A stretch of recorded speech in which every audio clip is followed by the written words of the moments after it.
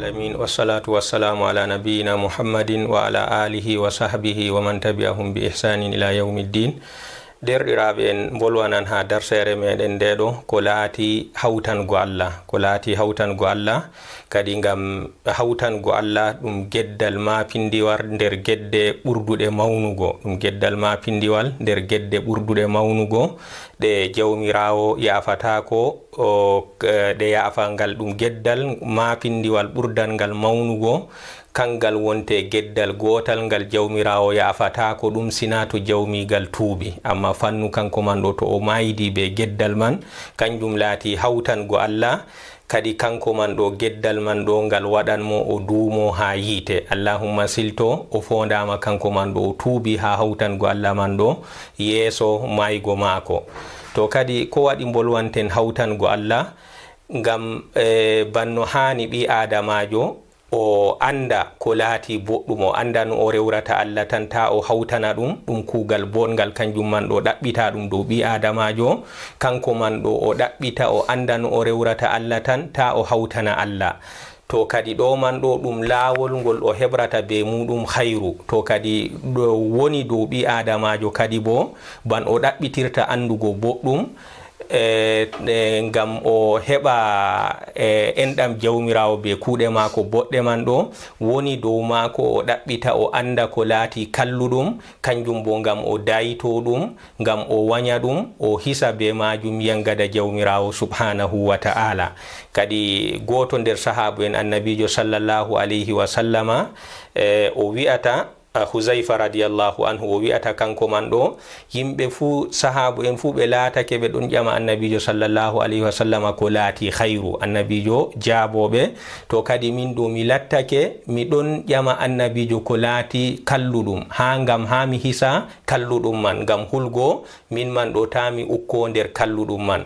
To kadi shirku hawtango Allah ɗum geddal ɓurdal ngal mawnugo, ɗum geddal jawmirawo o wi gedde fu o yaafoto ɗum sina geddal gotal man ɗo kangal laati hawtango mo, kangal man kam o yafatako ngal to jawmigal maydi be magal, kangal man ɗo ngal waɗanmo o duumo nder yiite. To kadi woni dow meɗen enen man bo bolwanen ko laati hawtango Allah man ɗo ngam anden ɗum, ngam ganyen ɗum, ngam daytoɗen ɗum, kisren be majum yangada jawmirawo subhanahu wa ta'ala. To kadi ko wonte shirku man ɗo o wi kanjum wonte fotnugo tana Allah be Allah. Allah o tagi ɓiɓɓe adama en be ginnaji ngam ɓe ndewamo. To rewego ɗo jawmirawo kanko tan wonte keniɗo rewego, kanko tan jawmirawo tan wonte keniɗo rewego. To kadi ɓi adama o wari ha duniya ɗo kanko man ɗo o hooci kugal ngal Allah hertori nder kerarweji muɗum kanjum wonte dewal. O wi kanko man ɗo o rewi ko luti jawmirawo subhanahu wa ta'ala, o rewi ɓi adamajo ban maako, walla bo o rewi sheyɗanuji goɗɗi ko nandi e muɗum. Kadi ɗo man ɗo ɗum toñange lattiɗo mapindijo. Allah o tagima an ɓi adama, o jippinima, o waddima ha dow duniya ɗo ngam ndewamo ngu hoɗitinamo. To kadi an man ɗo a wari Allah hokkima darja ndewa ɗum kañum takɗoma, nden an man ɗo a wari a jippini hoore maɗa, a usti hoore maɗa, a acci rewugo Allah go, a yahi a rewi tagaɗo tagdi ban maɗa, ndi Allah tagi ban maɗa a yahi a rewi ɗum. To la shakka kanjum man ɗo ɗum toñange laatiɗo mapindijo. To shirku man ɗo kanjum man ɗo fotnugo tana Allah ha takle muɗum be Allah takɗo takle man. To la shakka kanjum man ɗo ɗum toñange laatiɗo mapindijo. To kadi kanjum man ɗo hawtango Allah man ɗo ɗum geddal, ɗum zunuba laatika mapindi ha kanka man ɗo ka sottinan goɗɗo on kawtanɗo Allah ɗo, kadi kugal man zunuba man ɗo ka sottinan mo ha laatago mako kanko man ɗo o julɗo, ka sottina mo ha darja man ɗo, ka hora mo, ka wurtina mo ha ka laatina mo kanko man ɗo o tana julɗo. To kadi jawmirawo ɓangi ɗo wi'ata inna allaha la yaghfiru an yushraka bih wa yaghfiru ma duna zalika liman yasha. Kadi jawmirawo gedde ɗuɗɗe kanje man ɗo ɗe gaɗan ɓi adamajo o henoro be maje yiite. nder ɗon man ban masalan ban ñoore to ban shirku ɗum geddal ɓurdangal mawnugo jawmirawo o wi o yafatako ngal kangal kam silto jawmigal man ɗo o tuubi ha geddal man yeeso o maaya. amma to o maydi be magal kanjum wonte mana kanko man ɗo o duumoto ha yite jawmirawo yafatako mo ha magal.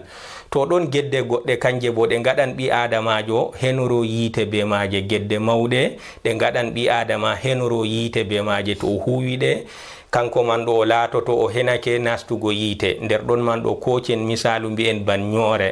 ñoore ɗo ɗum geddal laatingal mangal. ɓi adamajo to o ño'i o henoto nastugo yiite be ñoore maako man ɗo. to amma haa ɗo ñoore man ɗo foti woodi sababuji goɗɗi gaɗata ɓi adamajo kanko man ɗo o latto o ño'i man ko wonti asli kam o henake kanko man ɗo nasta yiite be geddal maako laatingal ñoore man ɗo. amma foti jotta kam jawmi kanko man ɗo ɓi adamajo ñooɗo man ɗo ñande darngal jawmirawo tawa o ɗon mari kuuɗe boɗɗe ɗuɗɗe, hooca nder kuuɗe maako boɗɗe man ɗo hokkita mo o ñoono, hokkita ño'aɗo. to foti o luttira kuuɗe boɗɗe man ɗo deydey ko salintamo o nasta aljanna. to ɗo man ɗo to jawmirawo hooci nder boɗɗe maako yoɓi ño'aɓe ɓe o ño'i o luttiri deydey ko o nastirta aljanna man ɗo, kadi ɗo man ɗo jawmirawo o acceteɗo kanko man ɗo o nasta aljanna. la shakka ɗum geddal mangal, ɗum zunuba mapindiha. amma ka hoocama ha boɗɗe maako hokkitama yimɓe ño'aɓe. to ɗo man ɗo kanjum man ɗo to ni o luttiri boɗɗe deydey ko o nastirta aljanna, ɗum waɗan jawmirawo yaafomo o nasta aljanna. walla bo foti jotta kam o ño'i man ɗo o ño'i hoocama nder kuuɗe maako boɗɗe man o luttiri deydey ko he'ata nastingo mo aljanna. o luttiri deydey ko he'ata nastingo mo aljanna. to kadi haa ɗo o wonan kanko man ɗo les muuyo jawmirawo. foti jawmirawo acca kanko man ɗo o nastine yiite man ɗo o yangite deydey zunubaji maako luttuɗi fodde nde Allah muuyi o yangite ha yiite ɓaawo ɗon o wurtine o nasta aljanna. walla bo foti jawmirawo be enɗam muɗum kañum man ɗo yaafomo. jotta kam kuuɗe maako man kam joɓay ño'aɓe, jotta kam o henake o nasta yiite. foti jawmirawo ɓaŋiɗo be enɗam muɗum kañum man ɗo geddal maako man ɗo ngal ɗon les muuyo Allah, foti jawmirawo be enɗam mum yaafomo o nasta aljanna. to ɗo ɗum geddal mangal nastinal ngal ɓi adamajo yiite. amma kadi o laatoto be geddal man ɗo ɗon les muuyo Allah. to jawmirawo muuyi yangitamo be geddal maako man, to muuyi bo yaafomo be geddal maako man. to banni gedde luttuɗe, banni wi'ete ha gedde luttuɗe. amma geddal shirku kangal kam to ha ɓi adamajo waɗa risku kanko man ɗo o tuuba o laatake o ɗon hawtana Allah o tuuba yeeso o maaya. amma fannu kanko man ɗo to o maayi o ɗon hawtana Allah ma'ana man kanko man ɗo o duumoto ha yiite. ngam jawmirawo ɓaŋiɗo wiyata inna allaha la yaghfiru an yushraka bihi wa yaghfiru ma duna zalika liman yasha'u. kadi o yafatako goɗɗo kawtanɗo mo, amma kawtanɗo mo shirku laatiɗo mawɗo, kawtanɗo mo shirku laatiɗo mawɗo kanko man ɗo jawmirawo yafatako mo. amma o yaafoto gedde ga en shirku mawɗo man ɗo ha mo o muuyi yaafago ɗum, walla bo o yangida ɗum deydey fodde gedde muɗum man ɗo ɓaawo ɗon wurto o wurtina ɗum ha nder yangada muɗum man o nastina ɗum aljanna. to kadi ɗo man ɗo ɗum sappinan en hallugo hawtango Allah. ngam man hani kadi anden ɗume wonte hawtango Allah, ngam daytoɗen ɗum, ngam kisren be majum yangada Allah, kisen dumago be hawtango Allah man ɗo ha yangada jawmirawo subhanahu wa ta'ala. non jeyaɗo Allah salihijo bi'eteɗo Lukman, kanko man ɗo o wi ɓiyiko o ɗon wa'azina ɓiyiko o wi'ata ya bunayya la tushrik billah inna shirka la zulmun azim. kadi ya ɓiyam an man ɗo nder ko o wasoto ɓiyiko man ɗo o wi ɓiyiko man ɗo ta hawtan Allah, ngam hawtango Allah ɗo kanjum man ɗo ɗum toñange laatiɗo mapinnijo, kadi wala ko ɓurata mawnugo toñange ni dininta hawtango jawmirawo subhanahu wa ta'ala, fotnugo jawmirawo takɗo ɓi adama be ɓi adamajo tagaɗo walla be hunde wonde tagade nde ɓi adamajo rewata ɗum. non shirku man hawtango Allah man ɗo nder kalluɗum ha kugal shirku man ɗo kangal shirku laatiɗo mawɗo, kangal man ɗo geddal man ɗo ngal yibbinan kala kuuɗe ɓi adamajo boɗɗe. Hawtango Allah, goɗɗo to o hawtani Allah mana man o wonni kala kuuɗe mako lattiɗe boɗɗe deydey ko sali fuu, kuuɗe mako boɗɗe caaliɗe fuu kanko man ɗo o wonniɗe. ɗon jawmirawo ɗon wolwana annabijo mako Muhammad sallallahu alayhi wa sallama o wi wondo ko an annabijo na ɓurɓe ha ɓiɓɓe adama en kam annabo en kamɓe latti ɓurduɓe. ha ɗon man jawmirawo o wi'ata annabijo an man ɗo wahyama dow maɗa, non wahyama bo dow annabo en artuɓe ma ko sali. ɗume jawmirawo wahyi dow maɓɓe? jawmirawo ɓangiɗo o wi'ata annabijo muhammadu sallallahu alayhi wa sallama non o biɗo ɗum annabo en artuɓe annabijo muhammad sallallahu alayhi wa sallama la in ashrakta la yahbaɗanna amaluk. toni a hawtani jawmirawo be darja be suɓego mo Allah subma waɗma a nulaɗo muɗum ɗo, toni wondo en koddiro an man ɗo a hawtani Allah, kadi kala kuuɗe maɗa fuu ɗe laatoto ɗum kuuɗe bonniɗe, wala takunanna minal khasirin, nden an man ɗo a laatoto nder yimɓe rusɓiɓe de dumotoɓe ha yiite. ɗo kam ɗum annabo en maako o wolwani, ɗo kam ɗum annabo en maako o wi banniɗo. to kadi noyyake ma an ɓi adamajo mo yottaki ko hoore feɗego ha darja annabo en, to kadi an kam min baabi awla kadi toni a hawtani jawmirawo man ɗo kuuɗe maɗa ɗe bonno laatoɗa an man ɗo a nder dumotoɓe nder yiite. to kadi ɗo man ɗo aya man ɗo ka sappini en hallugo shirku laatiɗo mawɗo, kanjum man ɗo latti fotnugo tana jawmirawo be takdi fotnugo takdi jawmirawo be jawmirawo ha ko latti deweɗe jawmirawo herori ɗum. non jawmirawo ɓangiɗo wi'ata kawtanowo Allah man ɗo kanko man ɗo to o maayi o tuubayi o maayi o ɗon hawtana Allah, kadi kanko man ɗo o harmi dow maako aljanna o duumoto nder yiite. jawmirawo ɓangiɗo wi'ata innahu man yushrik billah faqad harrama Allahu alayhi aljanna wa ma'awahu nnaru wa ma lizalimina min ansar. kadi ko moye hawtani Allah kanko man ɗo harmanimo aljanna, ko moye hawtani Allah o maayi kanko man ɗo dow ɗon hawtani jawmirawo o tuubay, kadi harmi dow maako nastugo aljanna, non dow moɓorde maako yiite wonte wartirde maako, kanko man ɗo o duumoto nder yiite man, wala ballowo mo wurtina mo ha yiite man. to kadi ayaje ɗeɗo ɗe fuumaje ɗe cappini en hallugo shirku, ɗe cappini en hallugo hawtango jawmirawo subhanahu wa ta'ala, ɗe cappini en hallugo hawtango jawmirawo subhanahu wa ta'ala.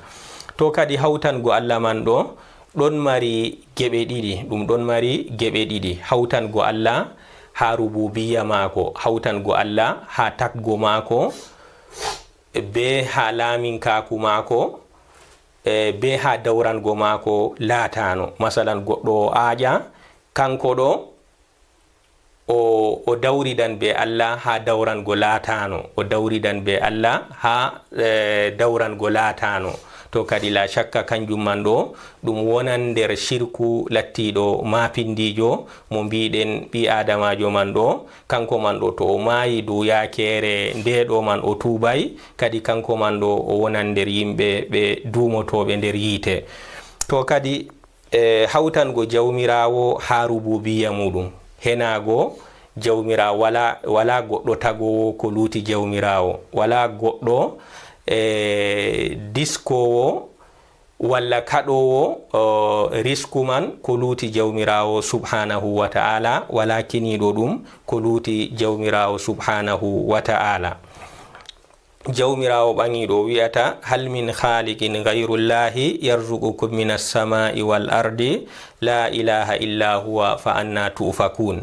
kadi nde o wolwani ɓi adamajo o wi ɗum kañum man ɗo yettamo, o wi'ata kadi o siftinori ɗum ko wonte sababu waɗi ɓi adamajo yettamoro, ngam sababu ha ɓi adamajo moƴƴere nde o heɓi fuuɗo ko latti sababu man kam kanko man ɗo o tagama o wari ha duniya ɗo be laatago be tagego mako man ɗo be majum o heɓri moƴƴere man. nden kadi jawmirawo o siftinori ɓi adamajo o wiyata hal min khaliqin gayrullah, kadi woodi tagowo ko luuti jawmirawo na, riskata on ha dow asama, riskata on ha lesdi, kadi wala tagowo ko luuti jawmirawo, ngam man woni dow maɗa an man ɗo si getta moƴƴe jawmirawo dow maɗa. nden jawmirawo o wi'ata la ilaha illa huwa fa anna tufakun, kadi laamiɗo deweteɗo be gonga wala sina jawmirawo, kadi noyi onon man ɗo pirlitittoɗon accon rewgo jawmirawo subhanahu wa ta'ala nde won ko luuti jawmirawo. masalan cujida non ɓi adama walla cujida non sheyɗanuji goɗɗi, walla toroɗon ɓi adama walla toroɗon sheyɗanuji goɗɗi, kadi ɗo man ɗo ɗum firlitego ɗum toñago jawmirawo ha haqqeji mako ɗi o hertori, wala keniɗo sujidanego sina jawmirawo subhanahu wa ta'ala, wala keniɗo kanko man ɗo o tore aljanna walla tore yiite deydey ko wawata ɗum ɓi adama sina jawmirawo, kadi wala keniɗo ɗum sina jawmirawo subhanahu wa ta'ala, kadi waɗango ɗum ko luuti jawmirawo kam kanjum man ɗo ɗum laatake ɗum toñange ɓurduɗo mawnugo, ɗum toñange mo yafatake. kadi ngam man ɓi adamajo woni dow mako kanko man ɗo o hertoro jawmirawo deweɗe jawmirawo hertori ɗon man ɗo ban mbiɗen ban torago ta ɓi adamajo toro masalan aljanna walla toro hisgo ha yiite ɗum wala mo o toroto ɗum ko luuti jawmirawo subhanahu wa ta'ala. non ɓi adamajo o sujidanta ɓi adamajo no o yetti fu, ko o sujidanta ɓi adamajo ban mako no o yetti fu, kadi sujidere ɗum hunde nde jawmirawo ɓaŋiɗo hertori. to kadi ɗo wonte darsere man ɗo nde sappinan en hallugo shirku, kadi woni dow ɓi adamajo kanko man ɗo o ɗaɓɓita o anda ɗume wonte shirku man, ngam o dayito ɗum, ngam o hisra be majum dumago ha yangada jawmirawo subhanahu wa ta'ala. kan dow wolwango men boliɗe meɗen ɗe bolwannoɗen hawtango Allah ha uluhiya mako, ha henago mako rewego. to kadi ha ɗo man ɗo en giɗi gaɗen cendiren ha hunde ɗo man ɗo no ha ɗume woodi ko dagoto ɓi adamajo o toro ɗum ɓi adama, woodi none ɗiɗi bo kanje man bo dagatako o toroɗe ko luuti jawmirawo subhanahu wa ta'ala. to kadi en bolwanan none tati man ɗo.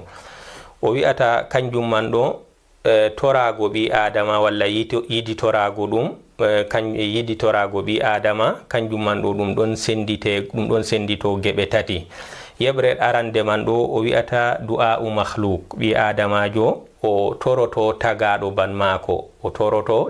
ban mako, amma torde man ɗo nde laatoto ha fi mo tagaɗo man ɗo wawan dow muɗum ha kuje lattiɗe mateteɗe kanje man ɗo an man ɗo ɓi adamajo o wala, tana mako bo ɗon mari, kanko o laafuɗo o bo marɗo, kadi to ni yakeji mako ɓillake dagoto kanko man ɗo o toro marɗo man ɗo, masalan o kolɗo holtinamo walla o wala hokkamo ɗo man ɗo torde bandeɗo na kayre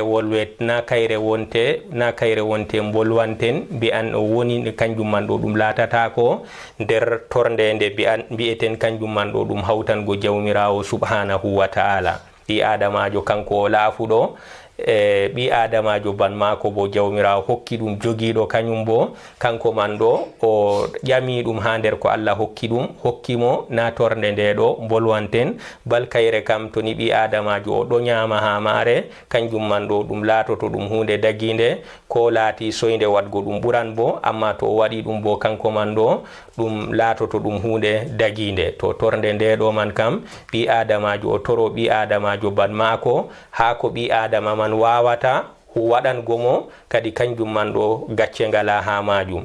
to non de ɗiɗaɓre kanjum wonte ɓi adamajo o toro tagadi ban mako amma tagadi man ko o tori ɗum ɗo wawata waɗango mo ɗum o toro tagdi ban mako amma ko o tori tagaɗo man ɗo wawata waɗango mo ɗum moy wawata waɗango mo ɗum jawmirawo tan. to kadi nonde nde ɗo kam kayre bolwanten mbi'en ɓi adamajo toni o torake tagdi ndi jawmirawo tagi ha ko laati keraruyeji jawmirawo kanjum man ɗo ɗum laato ɗum hawtango Allah shirku laatiɗo mawɗo a faami ɗon man ɗo wi'ata ban torago ɓi adama o toro ɓi adamajo kañum man ɗo nastinamo aljanna walla hisnamo yiite kadi ɗo man ɗo moy heni nastingo ɓi adama yiite moy heni hisnugo ɓi adama yiite kanjum man ɗo jawmirawo tan heni ɗum goɗɗo fu jawmirawo waɗanayi ɗum kañum man ɗo nastinan yiite walla nastinal aljanna walla hisnan yiite ɗo wala keniɗo ɗum ko luuti jawmirawo subhanahu wa ta'ala. kadi to ni goɗɗo hooci torde nde ɗo o torake nde annabojo o torake annabojo nastinamo aljanna walla hisnamo yiite walla o torake ɗum mala'ikajo walla o torake ɗum goɗɗo non nder ɓiɓɓe adama en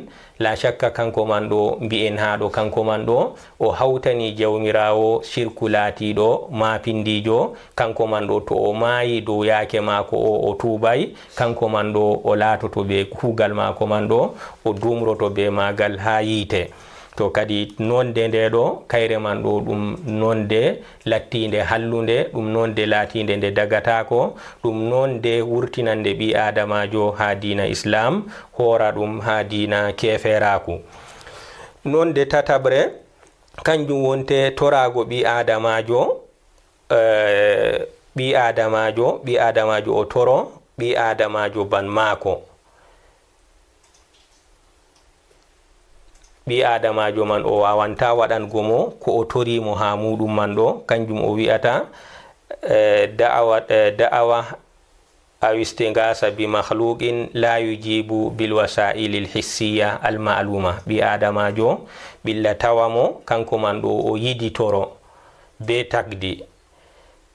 tagdi man ɗo ndi wawata yidago mo be wasa'ilji be yakeji andaɗi. masalan ɓi adamajo kanko man ɗo o wari o nasti mayo ndiyam ilnimo woodi oɗo bo ɗon be kombewal muɗum kañum man ɗo dagoto kanko man ɗo o wokana ɗum wara yidomo foɗamo nder ndiyam ilnanɗammo ɗo watamo ha nder kombewal muɗum.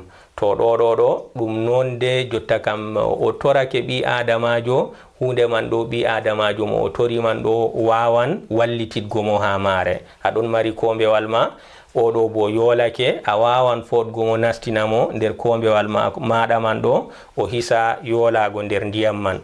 to kadi ɗo man bo ɗo nonde nde ɗo nde wala aybe. to nonde nde yere jotta kam an man ɗo giditoroɗa be ɓi adamajo kanko man ɗo asli kam o wala ɗon sam. masalan o birniɗo aɗon lara kanko man ɗo woodi darja ka o mari an man ɗo ɓilla wari heɓima ha nokkuwel ngel a wonday be maako an aɗon ha nokkure kanko bo ɗon ha nokkure wonde feere ɗo man ɗo no o yotti fu dagata ko an man ɗo ƴewnoɗa inde maako mbiya o yide ha nokkure nde ɗo. ngam to a waɗi banniɗo an aɗon ha nokkuwel ngel gonɗa kanko bo ɗon ha nokkuwel gongel feere hakkunde moɗon kilometre ji ɗuɗɗi ujuneje a ƴewnake mo ɓilla heɓima a ƴewnake mo gam ma'ana man aɗon mari haɓɓere ha ɓernde maɗa kanko man ɗo woodi hunde wonde bawɗe goɗɗe birniɗe ɗe o wawrata hisnugo ma ha gonɗa ɗo, to la shakka kanjum man ɗo ɓi adamajo marata ɗum, jawmirawo tan mari ɗum. To kadi to a waɗi banni ɗo man wi'e an man bo a hawtani jawmirawo shirku laatiɗo mawɗo. Walla ɓi adamajo o mayiɗo, ɓi adamajo o mayiɗo, an man ɗo a wari ha kabrire mako a wi aɗon ɗaɓɓitiramo kanko man ɗo woodi ɓilla heɓma o huncane ɓilla maɗa. La shakka mayiɗo marata ɗum, mayiɗo kanko man ɗo o bukaɗo ha maɗa an geeto ɗo kanko man ɗo o bukaɗo ha maɗa, amma ɗu hunde man nde tuccitino warta an geetogo jaha ha yenade goɗɗo mayiɗo kanko man ɗo a torotomo a bukaɗo ha mako. La shakka kanjum man bo ɗum lattoto nder shirku laatiɗo mawɗo. To ɗo man ɗo kadi ɗum none kanjum man ɗo to ɓi adamajo o waɗi ɗum mana man o hawtani jawmirawo ya taqidu mayiɗo man ɗo mo o tori man ɗo oɗon mari haɓɓere, woodi bawɗe goɗɗe birniɗe kañum man ɗo wawan yidago mo be mayiɗo man fuu, alhaali bo non man ɗo ɗum keraruweji jawmirawo. Walla goɗɗo non mo yi'ata goɗɗo man o woodi darja, o waynejo o kazajo, oɗon ha nokkure lesdi gondi dayidi an do aɗon ha gonɗa, nden ɓilla heɓe an man ɗo ƴewnoɗa inde maako mbi'a ha o yide ha o hisne ha ɓilla maɗa man ɗo.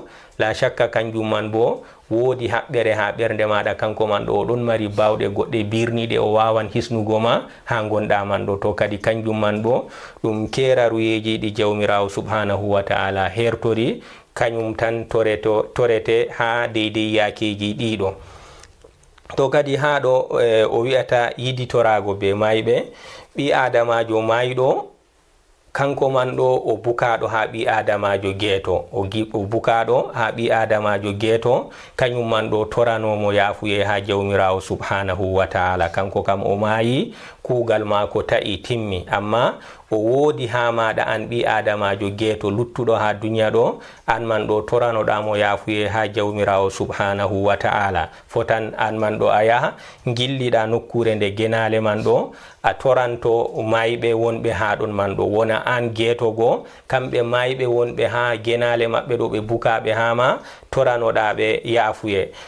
To an man bo yahago ha pellel genale, yillo genale man ɗo ɗum woodi nafuda ha maɗa, ɗum siftinorte alahira, ɗum ɗelmitinan ɓernde maɗa. To kadi to ni laatake yillago ma pellel genale be yaake ɗo kam latto yillago maɗa man ɗo ɗum yillaru laatindu wondu, amma kadi wona yillago maɗa man ɗo ha wuro ngo gonɗa man ɗo, ha nokkuje ɓe uwata mayɓe man ɗo, nyande go nufoɗa jaha ngam toranoɗa mayɓe wonɓe ha nokkuje man ɗo hinnaye jawmirawo, non an man bo ɗum siftinore alahira, ɗum ɗelmitina ɓernde maɗa. To kadi to dow yaake ɗo kam latto an man ɗo a nafi mayiɗo gonɗo ha yenande man, an man bo a nafi hoore maɗa be siftorgo maɗa alahira be ɗelmitingo ɓernde maɗa. To kadi amma latto mayiɗo non kanko man ɗo an geetogo a bukaɗo ha maako, kanjum man kam ɗum wurtinima ha lawol lattingol cahingol, ɗum horima ha lawol ngol hanay, kanjum wonte hawtango jawmirawo subhanahu wa ta'ala. To nder none hawtango Allah man ɗo, shirku niyati wal iradati wal qasd, hawtango Allah ha anniya maɗa be nufaye maɗa, hawtango Allah ha anniya maɗa be nufaye maɗa. To kadi kanjum man ɗo no ɗum latorto, ɗum latoto ɓi adamajo o nufo be kuuɗe mako ɗe o huwata man ɗo, o huwa kuuɗe lattiɗe hayruje, kuuɗe lattiɗe boɗɗe, amma o nuforo be kuugal mako man ɗo, o nuforo be magal duniya, masalan ha o heɓa darja ha duniya ɗo, walla ha o heɓa o hebra be kuugal man darja ha duniya, walla o hebra be kuugal man cawmalle duniya. To kadi to ni laatake ɗo gasdu mako ha kuugal bongal ngal o huwi, latto kanko man ɗo o hawtani jawmirawo ha anniya mako, ngam ko wonte ɓi adamajo to o huwan kuugal bongal kam ko o nuforto be magal jawmirawo subhanahu wa ta'ala. jawmirawo subhanahu wa ta'ala o nuforto be kugal mako man ɗo. to amma to ni o nuforake be kugal mako boɗgal man ɗo o nuforake ngal ha o heɓra be magal darja ha duniya, ha o heɓra be magal cawmalle duniya, laato o hawtani jawmirawo subhanahu wa ta'ala ha anniya mako.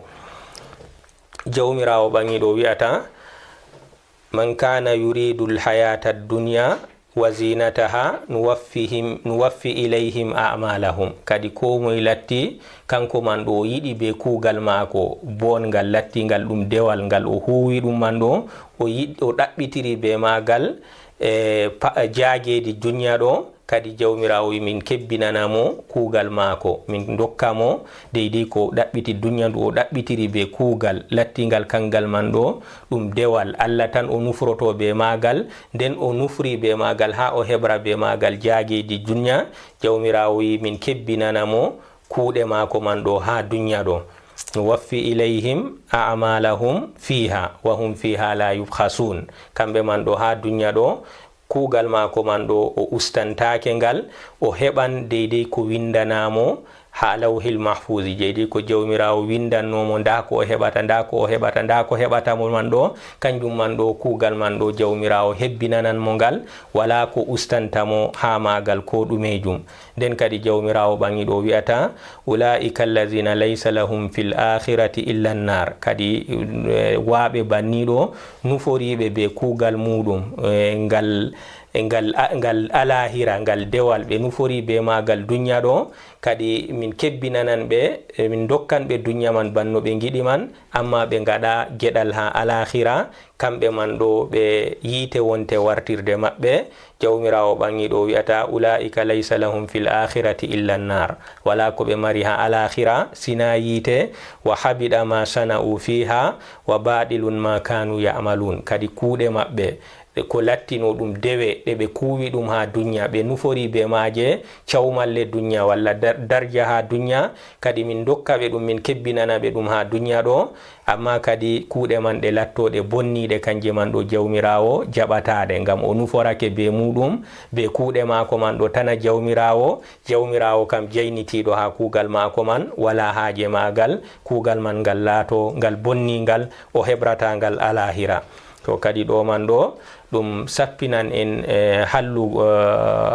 ɗum sappinan en ɓi adamajo to o huwan kugal ɗum dewal, kanko man ɗo o nuforo be magal jawmirawo subhanahu wa ta'ala. to o huwan kugal ɗum dewal o nuforo be magal jawmirawo subhanahu wa ta'ala, to ɗo man ɗo kadi non wonte dewal mako man ɗo ngal nafa. en jokkan dow boliɗe meɗen ha hawtango Allah shirku mawɗo. nder none hawtango Allah shirku mawɗo man ɗo shirku ɗa hawtango jawmirawo ha ɗowtare. kadi annabijo men o shar'ani en dina ka timmi, umroje fuu kala ko Allah umri fu annabijo sappini en, kala ko Allah haɗi fu annabijo sappini en. kadi ɗo wonte ɗowtare nde ɗowtotoɗen. annabijo en umrama juulen, en umrama cuumoɗen, dokken zakka dokken. to kadi umroje ɗo fu ɗum en ɗowtanto jawmirawo hamaje. to kadi to luuti deydey annabijo deydey shari'aji ɗi o waddani en, shari'a man dina man ka timmidi, nden annabijo sallallahu alayhi wa sallama o mayna. to kadi ɓawo ɗon goɗɗo o warata o shar'ana en kanko bo deydey ko luuti ko annabijo umri en shar'ani en ɗo, jaɓen ɗowtanoɗen mo ha majum. ban masalan annabijo umri en juulen, kanko bo wara ha nder wakkatiji cakitiɗi ɗo o wi'a en julgo, kanjum man ɗo wakkati man salake, julgo ɗo wakkati man salake. amma kadi ko woni dow meɗen jotta kam giɗen masalan yimɓe lattiɓe kaza en, kanjum man ɗo ɗum heƴi en, ɗum jeynitan en ha julde be ha suuma en. to kadi la shakka ɓi adamajo to o ɗowtanake biɗo banniɗo man ɗo, kanko man ɗo o hawtani jawmirawo bi'ete ɗum shirku ɗa'a, ngam dina ka annabijo waddi ka timmi. dow ma ka jaheten juulen, cuumoɗen, itten zakka kijjen ha duniya ɗo ndu timma ɗo wonte dina cahika jaɓaka. Amma kadi to goɗɗo waddi ko luuti non an bi'aɗo non man ɗo a ɗowtanake mo an ɗo a jaɓi non man, a acci julgo, a acci sumago, a joɗake aɗon jaggano biɗoma banniɗo man ɗo be hujja an man ɗo jagganago mo ko jaggantoɗamo ɗo be yiide ma nde giɗɗamo kanko man ɗo ɗum heƴima nastingo aljanna.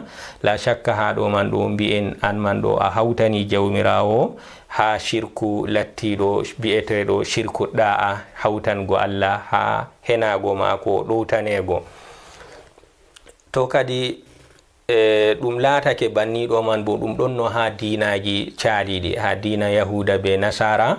Kamɓe man ɗo nde annabo en maɓɓe cotti, modiɓɓe nder modiɓɓe yahuda en walla rewoɓe nder rewoɓe dina nasara, kamɓe man ɗo ɓe canjiti dinaji ɗi annabo en man gaddi, ɓe canjiti dinaji man, ɓe gurtini kamɓe man ɗo deydey no ɓe mardata haaje. To kadi ha ɗo man ɗo yimɓe maɓɓe man yahuda en walla nasara en man ɗo tokkiɓe modiɓɓe maɓɓe walla rewoɓe maɓɓe man ha ɗo man ɗo kadi wi'e kamɓe man ɗo ɓe luuti dina asli ha gaddaka, laato kamɓe man ɗo ɓe kawtani jawmirawo ha ɗo man ɗo shirku mbi'etengu shirku ɗa'a.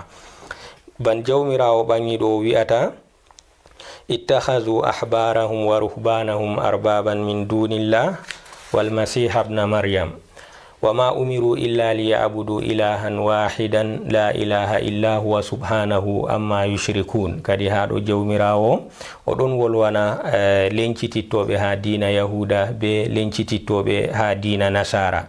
O wi kamɓe man ɗo ɓe jogitake modiɓɓe maɓɓe be lattiɓe rewoɓe ha dina nasara, ɓe jogitake ɓe kamɓe man ɗo ɓe reweteɓe ko luuti jawmirawo subhanahu wa ta'ala. Non ɓe jogitake ban nasara en wonɓe ha dina nasara, kamɓe man ɗo ɓe jogitake Isa ibn Maryam, kanko man ɗo ɗum deweteɗo. Jawmirawo o senni hoore mako o wi'ata kamɓe man ɗo wama umiru illa liya'budu ilahan wahidan. Kadi ɓe umraka, yahuda be nasara ɓe umraka ni sina ɓe ndewa deweteɗo goto kanko la ilaha illa huwa. Kadi deweteɗo be gonga wala sina kanko jawmirawo subhanahu wa ta'ala. Haɗon man jawmirawo wi'atamo wi'ata subhanahu amma yushrikun. Kadi jawmirawo senwe wodanimo ha ɓe kawtantamo. Wigo maɓɓe ban nasara en ɓe mbi Isa kañum man kanko man ɗo Allah, nden dada mako Maryam Allah, Allah bo Allah, ɓe gaɗi Allah en man ɓe tato. To kadi jawmirawo o senni hoore mako ha majum, o wi'ata wala deweteɗo ɓe gonga sina kanko, senwe wodanimo ha deydey ko ɓe kawtantamo. To kadi ha ɗo man ɗo wari ha hadisewol nde wi'ama ban ittakhadhu ahbaran wa ruhbanahum arbaban min dunillah, ɓe mbi'ata annabijo kamɓe na ɓe ndewayi modiɓɓe maɓɓe man, ɓe ndewayi ubbat maɓɓe man ɗo ɓe ndewayi ɓe. Annabijo wi'ata ɓe laataki ɓe ɗon karmina deydey ko Allah dakni, onon man ɗo jaɓon karminon ɗum, walla ɓe dakna ko Allah harmini, onon man ɗo jaɓon daknon ɗum.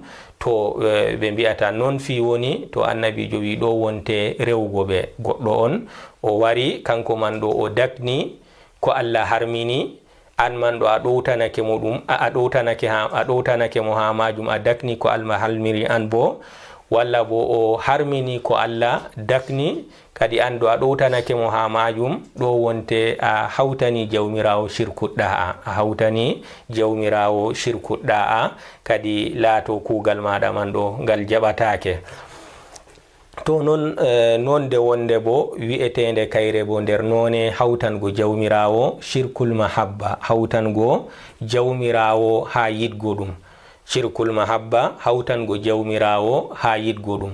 Jawmirawo woni dow ɓi adamajo, kanko man ɗo o yiɗa jawmirawo. To o yiɗi jawmirawo man ɗo ɗum waɗa yiide man ɗo nde waɗa mo, kanko man ɗo o ɗowtano jawmirawo ha ko Allah umrimo o huwa, ha ko Allah haɗimo o acca, o teddina jawmirawo, o teddina jawmirawo be yidgo ɗum o mawnina ɗum, to kadi yidde ndeɗo man ɗo ɗum yiide nde jawmirawo hertori, ɗum yiide nde jawmirawo hertori. To kadi yiide man ɗo to ni goɗɗo o hooci yiide man o yiɗinde, jotta kam mahabba man ɗo yiide man nde ɗon sendite geɓe tati. yiide arande kam kayre wonte yiɗgo jawmirawo. ɓi adamajo woni dow maako o yiɗa jawmirawo, o huwa umroje muɗum, o acca kaɗoje muɗum, o teddina ɗum, o mawnina ɗum. to kadi ɗo wonte yiide aslire man. to yiide kayre wonte ɗo wonte yiide aslire. yiide ɗiɗabre man ɗo almahabbatu fillah, yidgo ha Allah, yidgo ha Allah. yiide arande wiyete mahabbatullah, yidgo Allah man be hoore muɗum. kadi to a heɓi a gasni yidgo Allah man, ɓawo ɗon latto kadi garta ha nonde ɗiɗabre wi'etende almahabbatu fillah, yidgo ha Allah, yidgo ngam Allah, yidgo ngam Allah. an man ɗo nasta nder yidgo ngam Allah man ɗo, yidgo ma annabo en be nulaɓe be salihi en. kadi yidgo giɗɗa annabo en be nulaɓe be salihi en ɗo, yiide man ɗo a yiɗiɓe ngam Allah, ngam Allah nuliɓe, Allah nuliɓe ɓe jottina dina muɗum. yiide ma giɗɗaɓe ɗo a yiɗiɓe ngam Allah, a yiɗiɓe ngam Allah. to kadi yiide man kayre man ɗo latto ɗum nonde wonde nder none yiide man ɗo.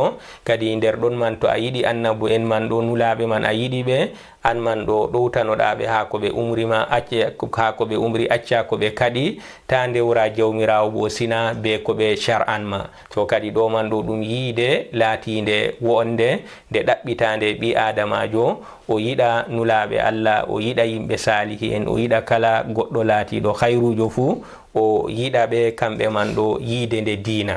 to non de tatabre kayre wonte almahabbatu ma Allah, yidgo be hawtade be jawmirawo.